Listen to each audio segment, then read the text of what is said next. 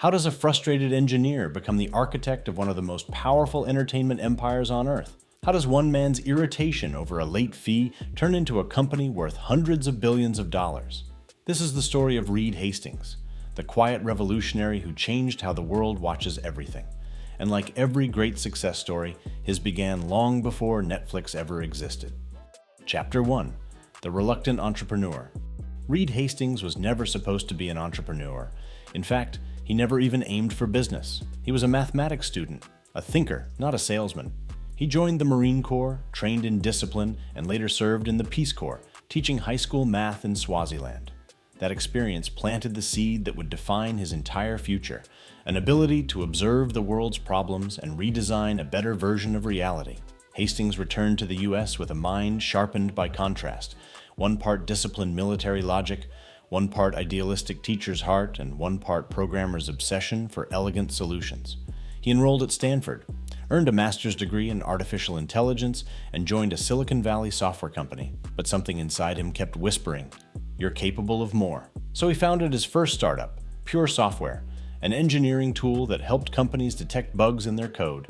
The company grew fast, too fast, and Hastings found himself overwhelmed by the chaos of leadership. But instead of running, he studied the problem like a mathematician breaking down an equation.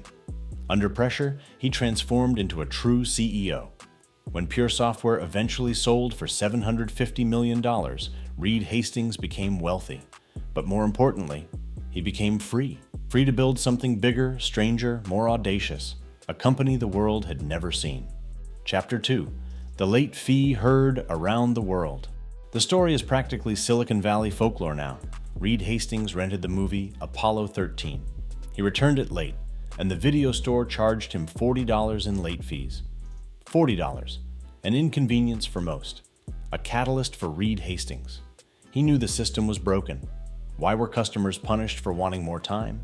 Why were movies trapped in physical shelves across thousands of stores? Why did entertainment move so slowly in a world that was accelerating? Hastings didn't get angry. He got curious. What if a movie could come to you? What if the rental store didn't need late fees? What if the entire video industry could be rebuilt from scratch? Around the same time, DVDs began entering the US market. Thin, light, nearly unbreakable. One small innovation unlocked a massive opportunity.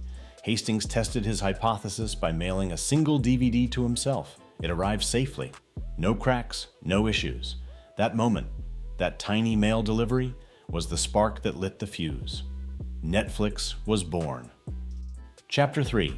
The Company. No one believed in Netflix began in 1997 as a tiny mail-order DVD service competing against one of the most powerful retail chains in America, Blockbuster. People laughed at the idea. Wall Street ignored it. Analysts dismissed it as a gimmick. But Reed Hastings wasn't building a DVD rental company. He was building the future of attention. He introduced no late fees, DVD subscriptions, queue systems, personalized recommendations, a rental model that felt less like a store and more like a relationship. Blockbuster didn't take him seriously, a mistake that would cost them everything. In 2000, Reed Hastings walked into Blockbuster's headquarters with a simple offer: buy Netflix for $50 million. Blockbuster declined.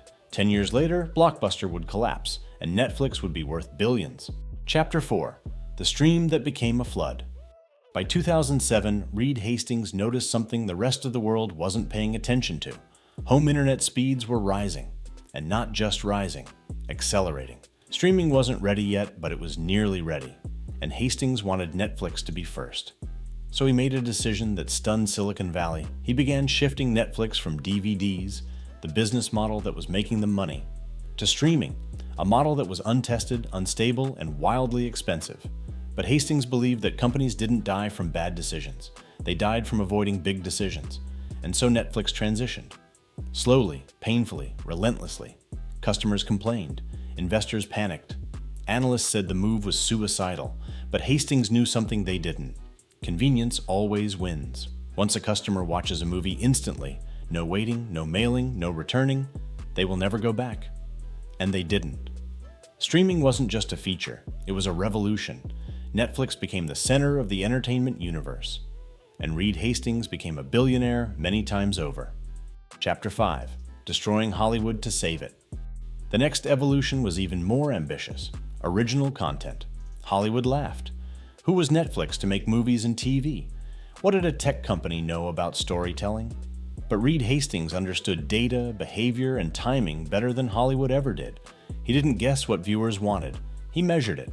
He saw patterns in millions of viewing habits and realized something studios never could. The audience was ready for bold, unconventional stories. In 2013, Netflix released House of Cards. It was dark, risky, political, and a global hit.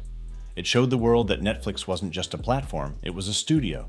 Then came Stranger Things, then Narcos, then The Crown, then global hits from South Korea, Spain, Germany, and beyond. Netflix wasn't following Hollywood. Netflix was replacing Hollywood. Reed Hastings didn't just build a company. He built a cultural engine that changed how billions of people live their evenings.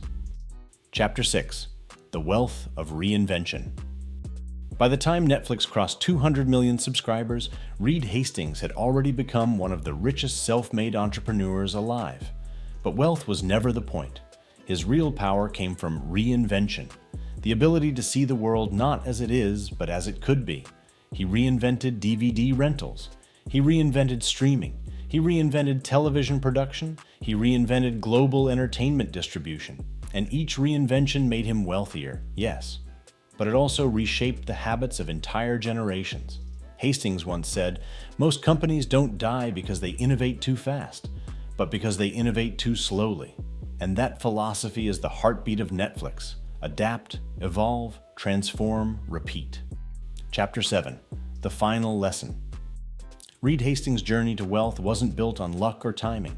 It was built on the courage to challenge old systems, the flexibility to pivot when the world changed, and the discipline to execute long-term ideas in a short-term world. He teaches one of the most powerful lessons in entrepreneurship. Your biggest business idea might be hidden inside your frustrations. Your greatest opportunity might be something everyone else ignores. And your success might begin with a small moment, like a DVD arriving in the mail. Reed Hastings never wanted to be famous. He wanted to solve problems, and in doing so, he transformed entertainment, created a global empire, and built a fortune. Not through noise, but through clarity. Not through luck, but through relentless reinvention. $40. For most people, it would have been an irritation, a small annoyance swallowed and forgotten. But for Reed Hastings, it wasn't just a fee, it was a signal, a glitch in the system. A tiny moment that exposed a massive flaw in an industry everyone else had learned to simply tolerate. He stood there, holding that receipt, and instead of feeling embarrassed or angry, his mind did what it always did. The spark that lit the fuse on one of the greatest transformations in entertainment history.